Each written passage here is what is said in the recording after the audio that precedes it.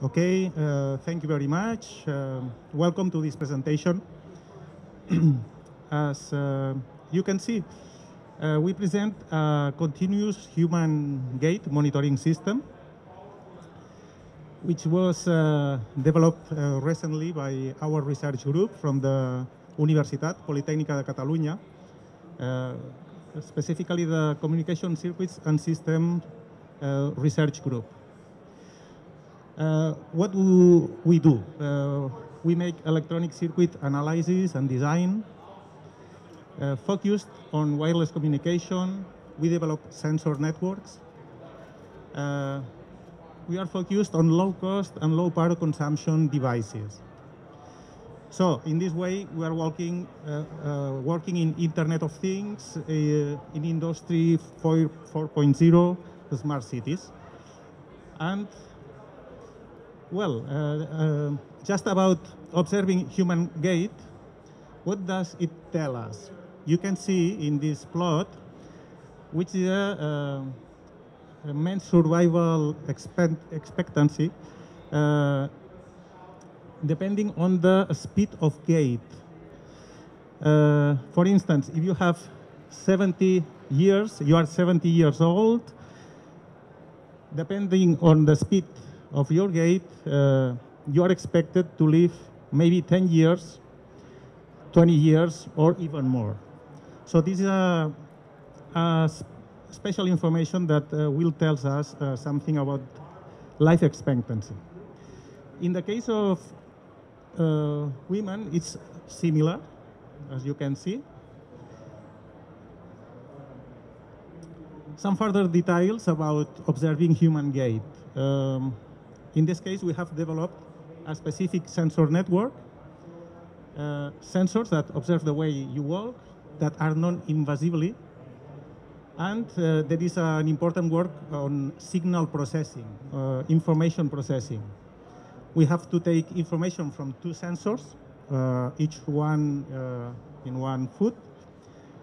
We have to extract relevant parameters and to apply big data analytics techniques. The initial idea is how can we collect the minimum information of what is a normal walk for a specific person. As we will see, each person has a different way of walking, okay? In a continuous way, non-invasively, we have to store this data on a database, and we can detect changes over time to apply corrections if necessary. Further steps of this idea, we will have some objective information about human gait. We can apply rehabilitation to see how this evolves over time, if something is going wrong, to detect some asymmetries in a stress test, for instance. In sports, maybe for a person that is a professional sports person, we can detect some asymmetries and maybe to correct them to improve performance. How human gait is observed? Well, by hand, just looking, or maybe using a specific machine, maybe some cameras, some distributed sensors. Maybe you have to put some patches over the body just to detect the different zones of the body. But there are also other ways. Wearable systems, for instance, bracelets, pendants, belts, shoe templates. The requirements to be minimally invasive and to have low cost, as is the case of the prototype we present here. There are two major work areas. On the one hand, we have to collect data that come from sensors. Which kind of sensors? For instance, accelerometers, pressure sensors, gyroscopes, magnetometers. In our case, we choose accelerometers. we have to design some electronic devices and to develop some software. And we have to gather the information and to transmit it and to store it, okay? We have to take all the raw data to extract relevant data, okay? To extract key information, to detect some patterns, and finally to generate a knowledge, okay? So, what an accelerometer is, basically it's a mass tied with two springs, and when the sensor accelerates, the mass will be submitted to some displacement, okay? This displacement, for instance, may change the capacitance of a structure, okay? And this can be detected electronically. This is one of the prototypes we developed, what we call the first prototype. As you can see, there are some modules that you can attach to the heel, the back part of the foot. In this case, this model stores the data in an SD memory card.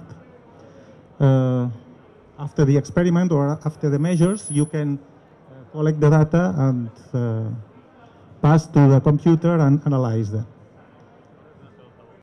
In a second prototype, we use Internet of Things just to gather data and to send them to the cloud. In this way, as you can see here, we have the intelligent sensor on the heel, a personal node that collects this information and sends it to, for instance, a Wi-Fi access point or through mobile telephony to the cloud, okay? So in this way, we have immediacy and easy data accessibility. From our computer, we can just see what is happening on real time, okay?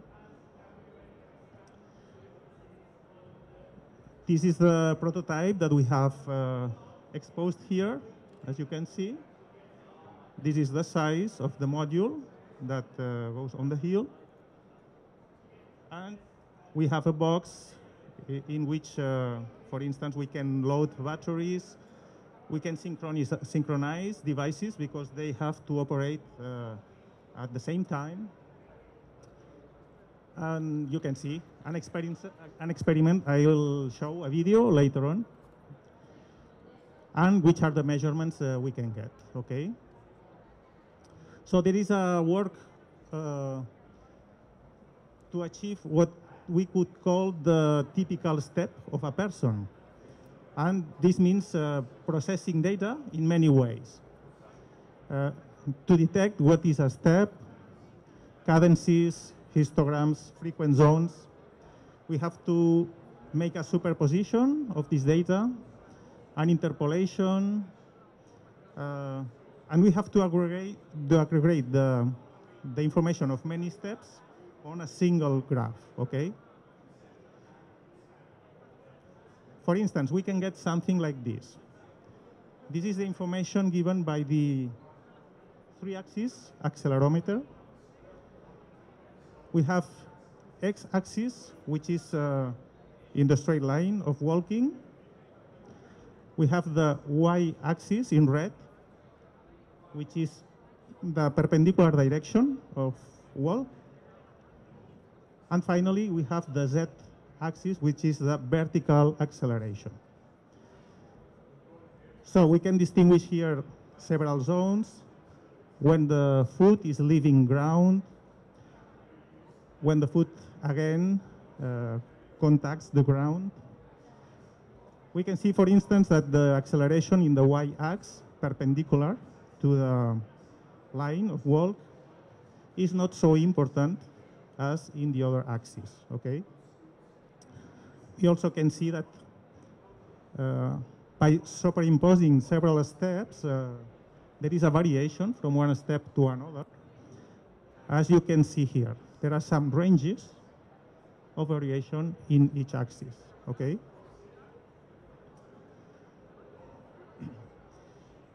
We have here a plot of the accelerations in the three axes.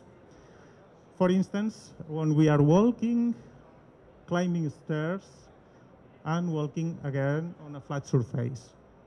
So as you can see, the stairs mean higher accelerations, more stress.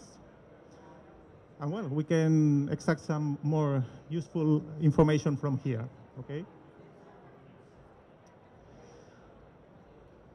We can make histograms, for instance, for the left foot and the right foot, and see that not everything is symmetrical. There are some differences between one foot and the other. And we can build what we can call the unique person's signature. This is actually a representation of a phase plane. We represent the values of the acceleration in the x-axis and the values of the acceleration in the z vertical axis, okay? And we get a shape similar to this one. If we change the person, the shape changes.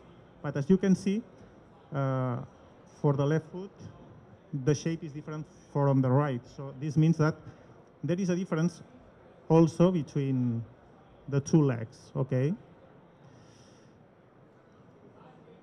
Just to give you another example, in the top, the three top figures of this image, you can see the accelerations measured from person 1 and the accelerations measured from a different person, person 2. As you can see, the plots may be very, very different, okay? We have some more information.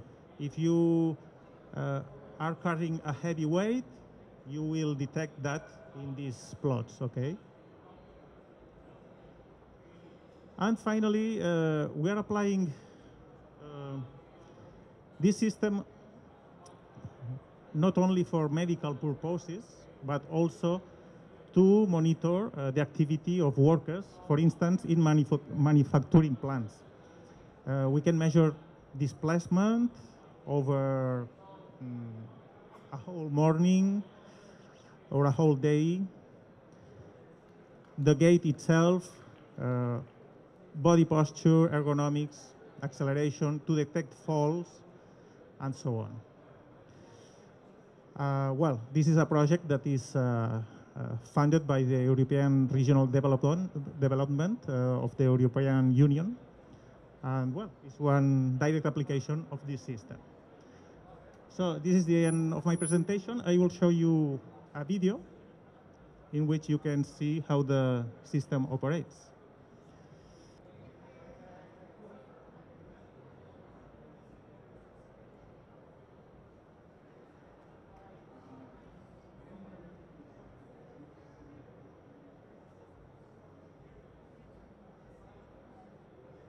So you can see here accelerations measured in real time from left foot and right foot.